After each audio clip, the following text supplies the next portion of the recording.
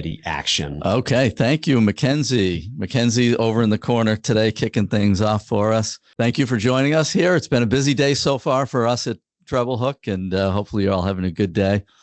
Yeah, nothing like a 3/4 day deep thought planning season exercise directly into a webinar. Right into a webinar. That's how we roll. If we're shaking out the cobwebs, y'all know why. That's right. So hope everybody had a good Thanksgiving, and thanks for taking the time to be with us today.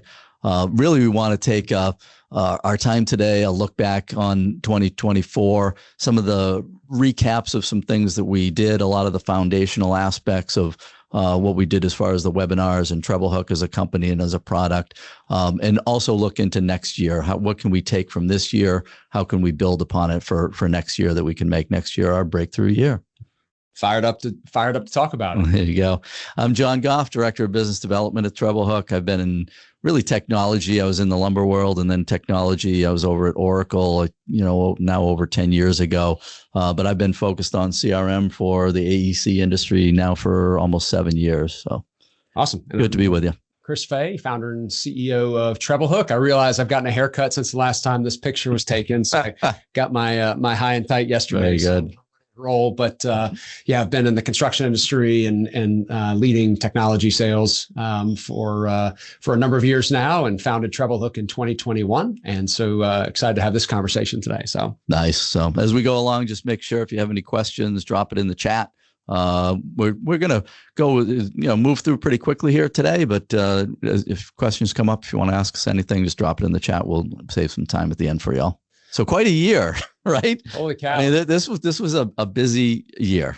Yeah. And I think, and as we talk about like really preparing for today's webinar, talking about how to make 2025 your best year, I think it's important to reflect back on this past year. Like today, when we had our planning session, the first thing that we do is we do 2024 reflections that then help us identify our 2025 vision and priorities, and then we can start taking action on that. And so today, that was a great kind of thought of ours, is to say, let's just reflect back. And I think, just generally, this is a weird year in the U.S. and across the globe. I mean, think about, we had Olympics, we have wars going on, interest rate climate. I mean, the election, super, super disruptive. You even had Snoop Dogg at the Olympics. Yeah. Who would have thought that? who would have thunk it? My girl Tay is up here. Yeah. Chris is a big fan. Yep.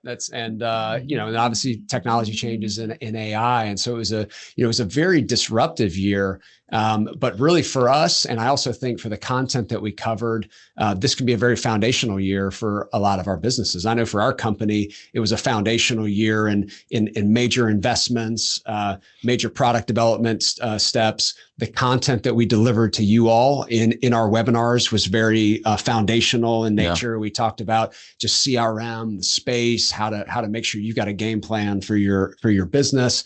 And really, as we launch into 2025, all signs point to a pretty nice economic headwind ahead. We're seeing some lowering interest rates. The election is hopefully behind us. There's still some turmoil out there. And so I think the biggest thing that we can all be thinking about, if this is our foundation, how do we make sure that we are set and prepared to take advantage of the growth opportunity ahead? And so that's really today, as we're talking, is just how do we take advantage of the next few years of growth for all of our businesses? And, AEC nomenclature for all of us, we want to make sure our foundation is strong. And if there's weaknesses in the foundation, the more that we build and grow on that, those weaknesses and cracks can grow. So, that's what we're going to kind of hit on today as we talk about how to have the best year next year. Sounds good. Let's kick it off here. So we've identified really the three kind of main segments, and we're going to break it down for you. But the idea of having a clear plan of where you're going and why, having an idea of your focus, your ideal, we have ideal customer profile. We talk about that all the time. For you all, it's your ideal project profile, your unique value proposition. Really, what can you be the best at in your field, in your region? Where can you be number one? That's really the first. And then the KPIs. It's not just having a plan, executing the plan, also having the ability to measure and the means to drive through that plan. So revenue targets, looking at things like number of new projects, average project value, win rates, hit rates, and certain areas, being able to slice and dice that data is critical. And then finally, really implementing processes and solutions that will help you grow your business and let you do what it is that you do best, remove obstacles, put in place processes that allow you to scale, things that are customizable. We'll talk a little bit about AI here in particular. It's a big topic for us internally. How do we leverage AI for ourselves? Also for TrebleHook, the product, how can we use AI to make our product better? And then, supported by partnership. So. Yeah, I think, what we're going to talk, we'll talk a little bit about CRM and tech kind of at the end, but a lot of these conversations are really foundational for any business, right? So whether you're using a CRM solution or not is a bit irrelevant. So kind of diving into the first one is talking about the importance of having a clear plan and where you're going and why. This competitive environment for all of us, whether you're in the tech space like us or in the AEC environment like you all, we want to make sure that we've got a very clear path to grow our company. And we want to be very, very intentional about the types of projects, the types of customers, our unique value proposition, what it is that we feel like we can scale behind. Because in this competitive market, pricing is certainly something out there, but pricing is not where most customers make their decisions. It's identifying who's going to be the right partner for them to work with. And so we need to be very clear on how we differentiate. So one of the webinars that we did earlier this year was really around mastering the art of project pursuit. And we're talking about the project pursuit process, but it was really foundational to how you define your business. And we talked about like the hedgehog concept, if you're familiar with any of the business books there, but it's really, we created our TrebleHook wheel, our own TrebleHook concept, and said, what is our unique value proposition? What is it that we do better than anybody else in our market, in our region, or whatever? How does that translate to identifying the ideal projects, ideal project profiles, the ones where our unique value proposition fits the project profile the best? And then I go after those projects and I put a disproportionate share of my time and energy and effort around those projects. And the idea of the hedgehog principle is I identify my unique value prop, I identify my ideal project profile, I start pursuing them, I'm going to start landing them and establishing more expertise, starting to acquire more and more. And that flywheel, that hedgehog concept continues to grow. And then we also talked about, where is my fit? You've got this market demands, you've got the strengths of your firm and the competitors. And, if you're trying to just do what the competitors are doing, it's kind of a dumb spot to be, right? And if you're focused on where the competitors are strong and the market is demanding, that's also a dumb spot to be. The best spot is for you to focus on what the market is looking for and what you uniquely bring to the table. Right. That's your win spot. So I think what's interesting is when we talk to a lot of businesses, it's not just AEC firms, but tech companies, other firms across the industry. It's amazing how many people are not super clear on their unique value proposition, how they truly differentiate, what the right types of customers and projects to pursue is. And that you have to get that down first before you ever talk about your execution. So this was kind of our first one we hit on. Yeah. Well, I mean, the tendency is you want to be everything to everybody. You want to say yes all the time. And by saying yes all the time, you're going to find yourself wandering into places that you may not be as familiar or as well equipped to win. So it's kind of the Swiss Army knife approach versus a precision tool approach. There is something to be made for a case to be made for the Swiss Army knife. But, for most of our customers, it's really how do we get laser focused on what we do best and how do we go to market? That's right. So that was a great conversation. The second one that we talked about is, once you're clear on your company, you can then start talking about how to really build relationships. So we had this webinar earlier in the year around these 10 ways to build relationships. And it was, if you actually go back and watch the webinar as a recap slide of what we talked about is, we understood why relationships matter in AEC. And it's obviously a very core part to the AEC industry. But in the middle, we still talked around my focus. So where's my firm's focus? What is our ideal project profile? And once I'm clear on that, I can start leaning into the relationships and the people and the companies that are going to support that ecosystem. So if my construction business is excellent at building, large distribution facilities, well, that's going to focus my effort on people and companies that are in the distribution space. So I might want to make sure I'm going to the local economic development forums. I'm going to want to make sure I'm talking to industrial brokers, and I'm spending my time focusing on the relationships that ultimately will support my firm's process. And then we know that, really relationships come through time and engagement and multiple touch points. And, running a sales organization, like, we can't just call our prospect once or wait for the phone to ring. Yeah, that's another bad sales strategy. They're ready to buy from us. Yeah. No, I mean, we have to be persistent with the people that we feel like we can add the most value to and we can have the best relationship with.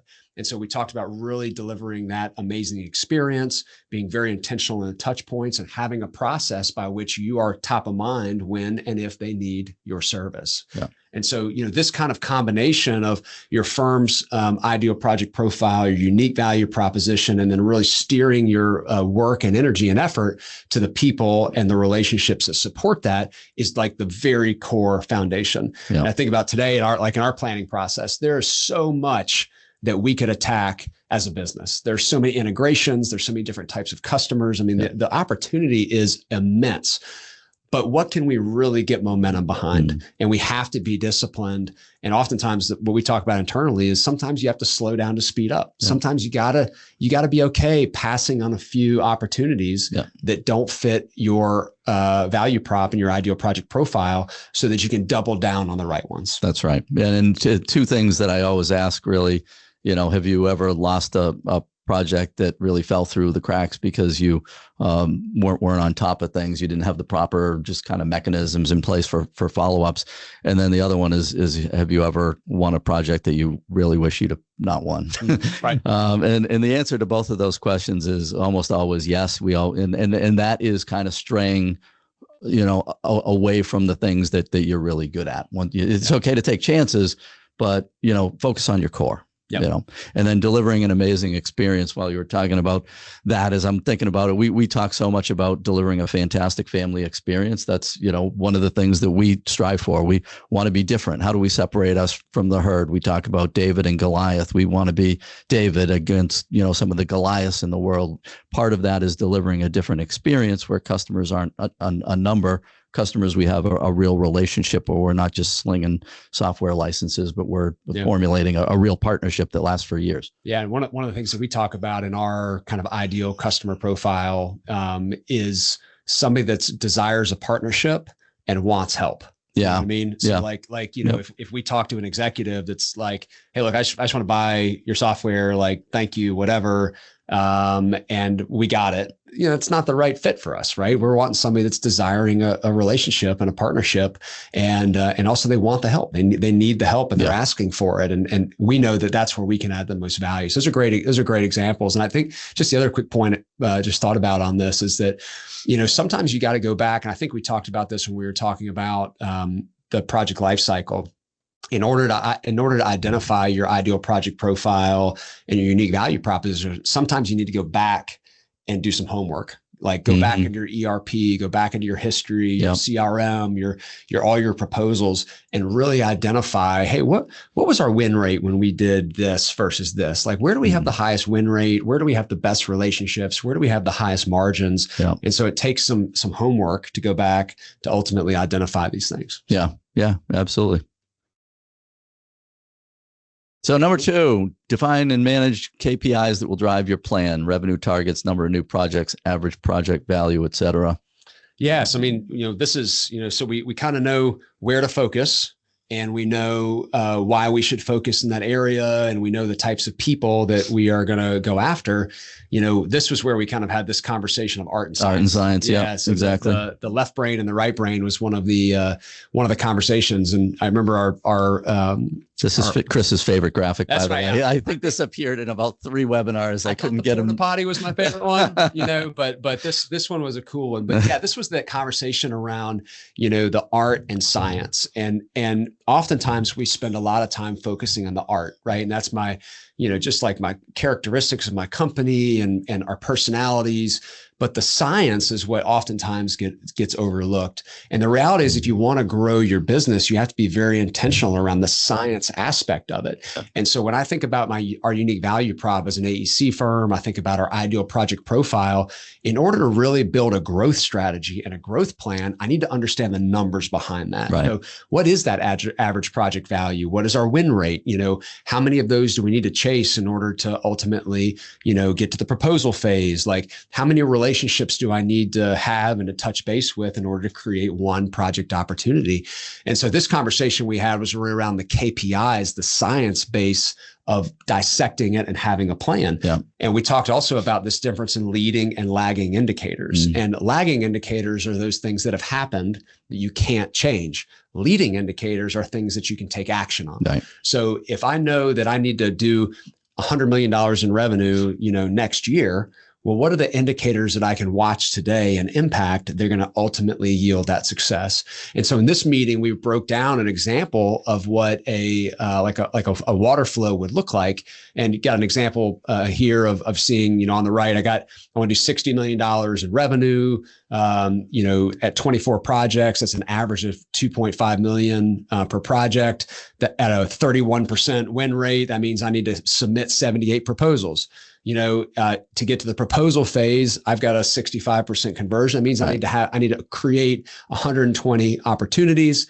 And then it means I need to be identifying up to 600. Yeah. Well, you can easily take that number and have a weekly and monthly goal for your team. Yep. How are you tracking against those metrics? Right. And if I need to be establishing, 20 new opportunities per week, and I'm at 15, I know I'm going to be off track. That's right. If I need 20 and I'm at 30, I know I'm ahead of plan. So this is where you're really breaking down that math to get the leading and the lagging indicators that are ultimately going to drive that growth. Yeah, and setting goals and with that goal in mind, what are the metrics that I need to hit to hit that goal? And that's where having kind of reports, and we talk a lot with the value of reporting and dashboarding, and with TrebleHook, the ability to have all of that information. We call it the 3-second rule.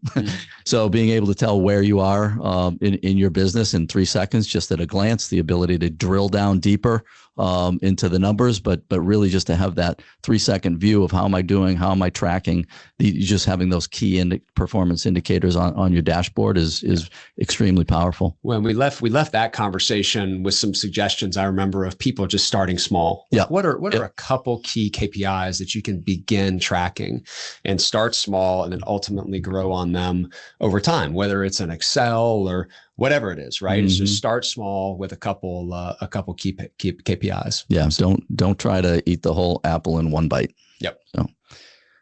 So this one was with Chris went off the rails with his math. I didn't quite know what he was doing. He came up with a brand new math equation that seemed to come out as 1 + 1 = 3. Yeah. Oh. And I'm like the math guy at my house. When my boys need help in school on math, they're like, in all right, let's call Dad. Oh, yeah. And then I threw this out here for you. But yeah, so this was really, this conversation was we talked about the KPIs and how to measure this, and then how to actually put that into practice in your project lifecycle. And so we talked about, I need to create this many opportunities. They're going to generate this many proposals, and this many proposals are going to generate this many wins, and this many wins, or so on and so forth. The project lifecycle is really the core of this process. And so kind of the first thing we talked about was, do you know your project lifecycle? Do you know how projects move through your business? Who gets involved when? Right. What are the required information that each team needs? How long does it take to get from one step to the next step? And when you understand that, you can now start mapping out the process. And then we really talked about identifying ways to improve the process. Yep. So, we have in our product, we have a submit for startup process. So when you win a job, you submit all the information over to your operations or accounting team, right? Yep. And in that world, it's funny because we go talk to the operations people and they're like, oh my gosh, I need, these 10 or 15 pieces of information. Yep. I can't ever get that. I've got to go chase this information down. Yeah. I don't want to go into a system that I'm not familiar with, or I don't have a license to, or whatever it is. Like everybody's got their own kind of source of truth. And, HR has an HR system, and finance has a finance financial ERP, and sales has a CRM, and project management has a project management system. Well, they don't want to live in 7 different systems, and they don't have access to all the different systems. Right. So being able to consolidate into one place is key as well. Yeah. And so that whole conversation, like making sure I understand the process, and then leveraging a scalable solution that I can implement that process into. And then from there, I can actually drive my process through that technology, right? And that kind of goes back to that data and the KPIs, is you have to have a system that's going to enable you to measure, report, and manage those things. And I was thinking about, like, when we assign goals in our business, we use the SMART methodology, specific, measurable, attainable, et cetera.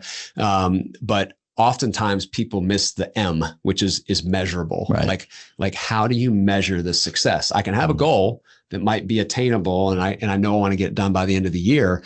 But at the end of the year, how are you going to actually measure that success? And that's where having this project lifecycle mapped out in the correct system with your KPIs is what's going to drive that. So yeah, too many times the goal is I want to get better. Yeah, we want to do better. Well, get better how? Let's put some numbers to that, and so we can measure our twice as good. Well, how good are you now? Yeah. Yeah. Cool. All right. So we are at the third piece here, just implementing the best processes and solutions to grow your business and let you know what you do best. So scalable, customizable, AI, all the things that we've touched on a little bit here, but go into a little more detail. Yeah, I mean, we just briefly hit on this last one, but having systems that are going to help you grow, right? And this webinar that we did this past year, we talked about kind of the 3 legs of the stool, right? So there's people, the leadership, and the technology. So if we go to the next slide, we'll see there we go. We had a sticky PowerPoint slide. But this webinar that we did around utilization and adoption in technology, we obviously laid the foundation for why you need technology, and this concept of technology is great, but it has to be used. Yeah. If it's not used or leveraged, you're not getting the value out of it.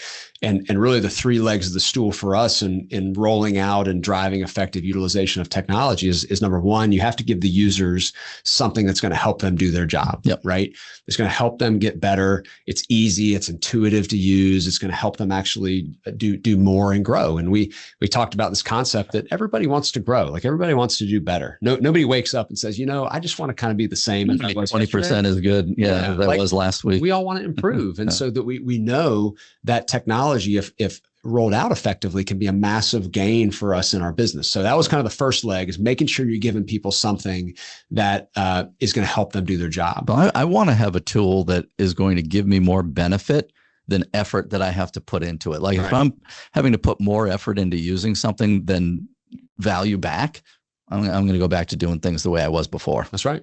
And that really steps to kind of number 2 on this is you have to have leadership buy-in. Yeah. So it's great that you give the user something easy to use, but you have to have the leadership team leveraging that tool, leveraging the insights, running meetings, running reviews in the software to actually drive some of that accountability. It's kind of that top-down, bottom-up approach. And I'll be honest with you, of the 3 of these, when I look back at some of the implementations that we've had in the past, where anytime there's been any struggle in utilization and adoption, oftentimes it's because the leadership team may not be fully engaged or fully bought in. Yep. And so one of the things I know we're talking about, we just talked about it in planning, is to make sure the leadership team is engaged so they understand the value that they're going to get from the data insights and the KPIs and the reporting that they can drive their business. Yep. And then the third one is really to that last concept that we talked about driving critical processes through your technology. So I want people to use it.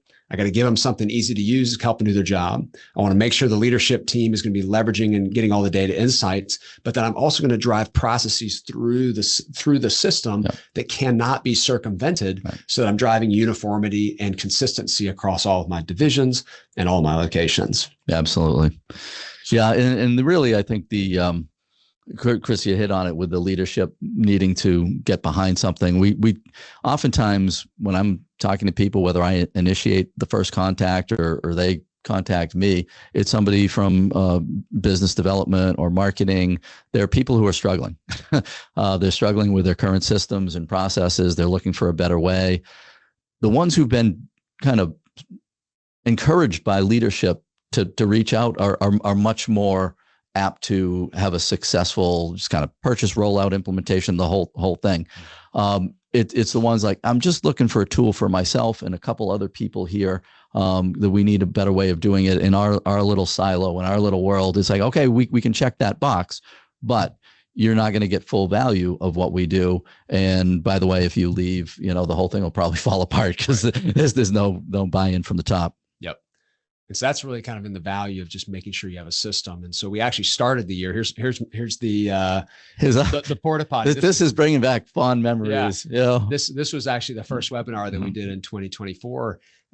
Just around overarching CRM strategies, right? And like where does CRM fit into your ecosystem? We talked about this like massively crowded field of CRM solutions that are on the market. This is the G2 map of everything. You can see, the leaders like Salesforce at the top, and then there's like a conglomerate of everybody else in the middle.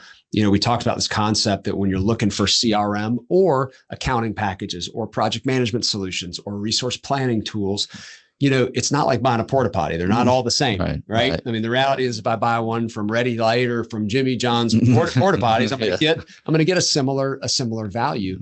In the construction or in the A&E space, it's critically important that we're looking for solutions that are purpose built for our businesses, right? Our business as a tech company is very different than your business as an AEC firm. And so we need to boil down this very crowded environment down to solutions and software that are purpose built for what it is that we do.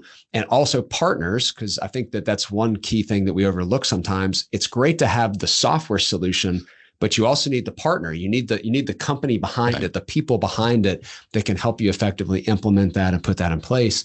And so we talked about these strategies, and we've actually hit on them a lot today, of the project lifecycle and having something purpose-built for A&E, adding integrations. And so out of a lot of the conversations that we had a lot of people that were like, I need to figure out better ways to roll out CRM, like what's important, what's not important. And so this year we took a lot of time and we wrote an extremely comprehensive ebook around choosing the right CRM for your AEC firm. And I'll just go ahead and tell you all, like, firms out there they'll put out content. They'll have AI write something just to put it out there and check the box. That's not what we did here. In this environment, we talked to a lot of customers. We went through a lot of our sales cycles. We understood, really what the process is and how to drive this. And so this ebook that we created is really a really impactful tool of how to select a CRM for your business. And so we break it down into a multitude of steps. We get you a scorecard. I think we're actually going to send this out to you all after this thing. This is a really good tool to make sure you're making the right selections. And actually, you can use this tool if you're looking for project management solutions, if you're looking for accounting solutions, if you're looking for resource planning. It's really a technology selection tool. Yeah. We just wrote it for the CRM space because that's where we live. Yeah. And what I find that a lot of customers and prospects that I talk to, they're not professional software buyers. Some of your larger companies, they have procurement, they've been through and a large number of evaluations, and they're looking deeply. They've got a team dedicated towards whatever piece of software or system that they're looking for. The reality is most firms don't. They don't buy software all the time. They're getting some information from peers, from trying to look up online. A lot of people buy from references, from word of mouth. You never really know, but this really does kind of compile a nice little checklist and things to look for and pitfalls to avoid and things like that. That there's some common themes as far as when you're looking for software, what to look for, pitfalls to avoid that would be helpful. Yep. So that's really, you talk about like thinking about next year. I mean, there's all sorts of things that we can consider in the macro environment. There's things that we can consider in the AEC environment. And, we track a lot of the indicators and the architectural billings index and housing market index, the purchasing managers index. I mean, signs are pointing to a very positive year and potentially years ahead. And we want to make sure that our company and your companies are prepared for that growth.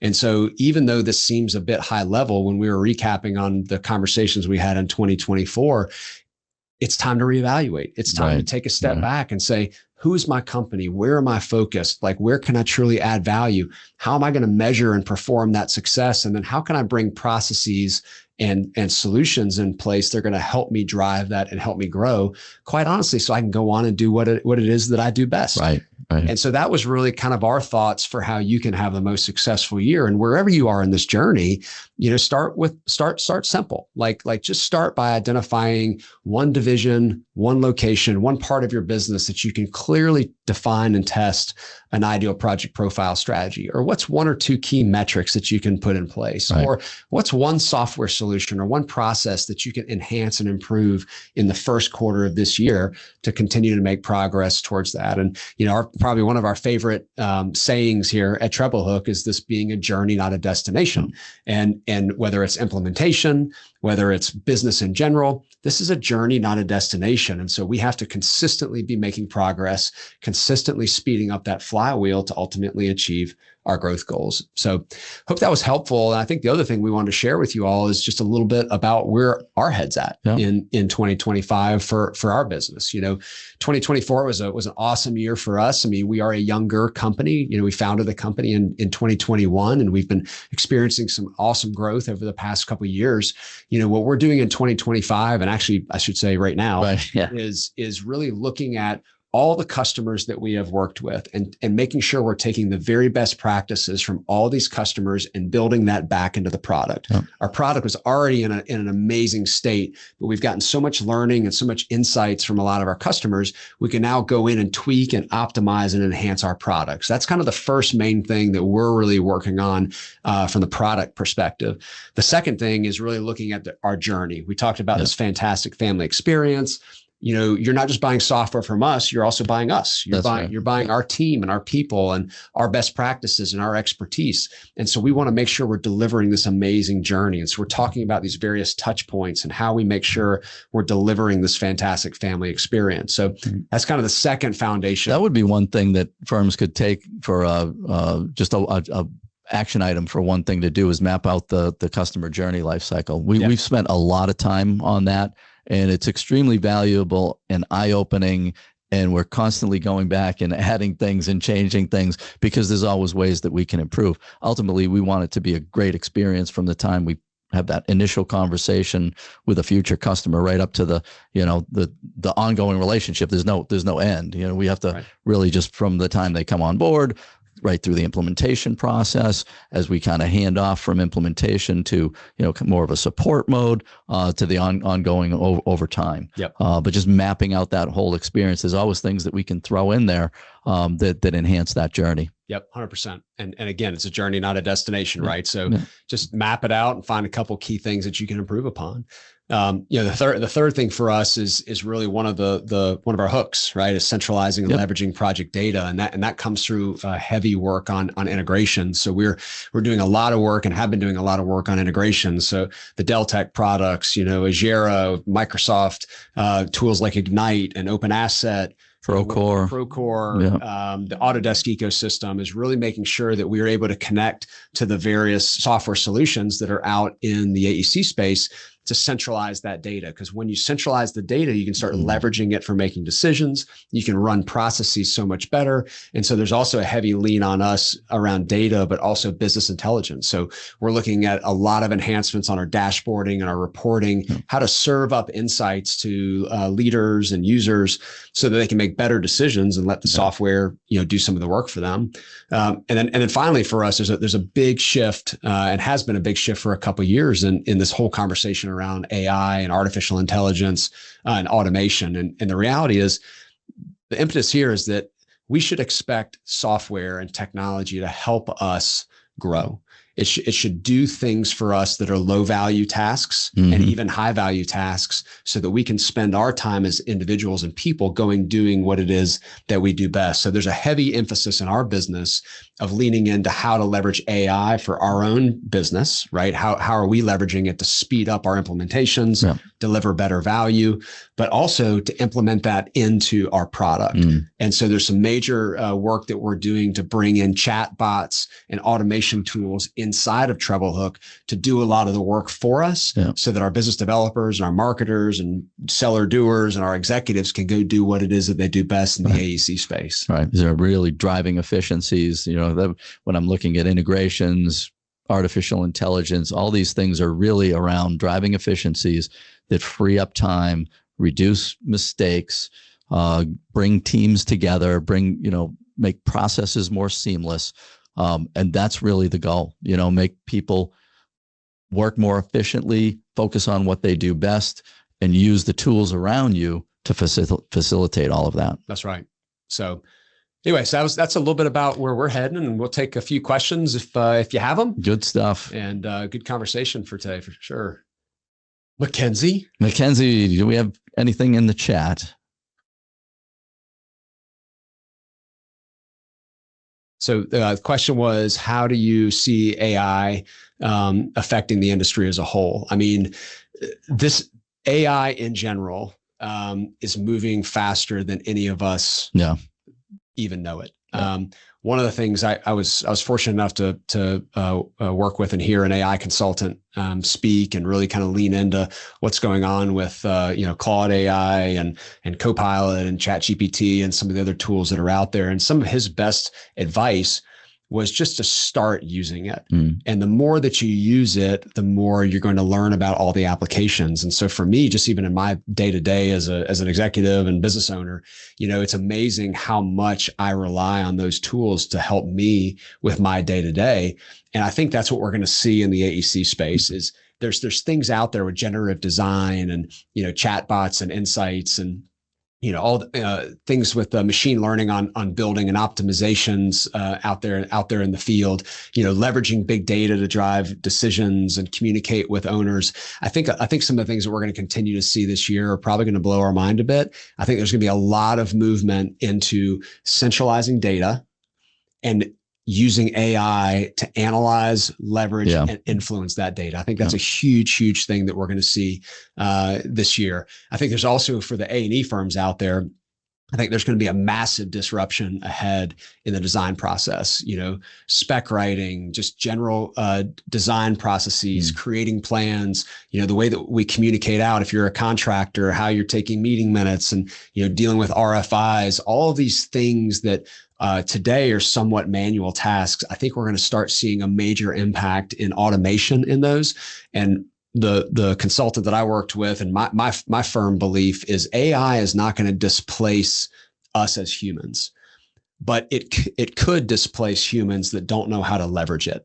And so the guidance for people in the space is be on the cutting edge of learning how this is going to influence your business and how it's going to change your company, because you're going to be that much better prepared to deal with it as it continues to go. If you have a mindset of it's out there, I don't know what it is, I'm going to let this thing go, and I'm not going to embrace it. It's not going to ever take my designer's job. It's not ever going to, automate the document control of that. You're going to be hit really, really hard at some point with some major disruption, and probably by competitors. I was thinking that as you were saying, like, if you're not, your competition is. That have embraced it. So my advice is there's lots of stuff coming in all industries, but specifically in AEC. And my advice for anybody in this space is learn it. Go on, start playing with ChatGPT, learn what your vendors are doing, learn what technology is doing, attend summits, watch YouTube videos, and start practicing. Like, what's one or two things that you can test out in your firm to see how you can learn this. And I think that the firms that embrace this are going to grow the fastest and the most efficient. Good stuff. Any other questions, Mackenzie? Webinar content. Was that a question? I think that was a Mackenzie question. Yeah. Yes, the question was on upcoming webinar content for the year ahead. So this year we were really focused on foundational aspects of and just laying the basics. We just started with the webinars, and we've got our podcast booth, and we were really just talking about some of the basics. I think what we're going to do next year is dig in a little bit more deeply, be a little more kind of fine-tuned. Also, I've had a little bit self-serving, but it is because people asking me, we haven't seen your product. Like, we intentionally want to keep these high level and be thought leadership. That's been our approach, all year long. I think next year we're definitely going to start off by mixing in. I think our next webinar isn't going to be until February. But we're going to have a demo of the system as well, so people can actually see what TrebleHook feels like, looks like, can do, just some of the highlights of the system. And we'll probably break it down. I mean, there's a lot of aspects to the system. There's a lot of ways in which we help businesses. There's, reporting and dashboarding and, the centralized database for contacts and accounts and projects and activity management. And there's just a lot of, when you say CRM to somebody, if I ask one person, what does CRM mean to you? And I ask another person, what does CRM mean to you? I'll hear oftentimes two different answers because they're thinking of it in terms of their own needs. But we're going to dig more into giving you a look at the system, as well as just try to dig into a little bit more specifics next year. Yeah, I think it fits into the 4 priorities we talked about earlier. Is we're going to do some pretty cool stuff with AI. We want to talk to you and show you about. We want to talk a lot more around just business intelligence and reporting and how to manage a business. And then obviously just all the work we've been doing on integrations. It's really showing what integrations look like. What does it look like to centralize data? So should be a fun year ahead on the content. And we thank you all for attending today, and then also just for having an interest in our company. We hope that this year's content has been very helpful, and we look forward to you all having an amazing year. And we'd love to help you in any way that we can. So please reach out if there's anything that we can do for you. And otherwise, we'll see you next year. We'll see you next year. That's right. Awesome. Thanks for joining, everybody. Appreciate it. See you later.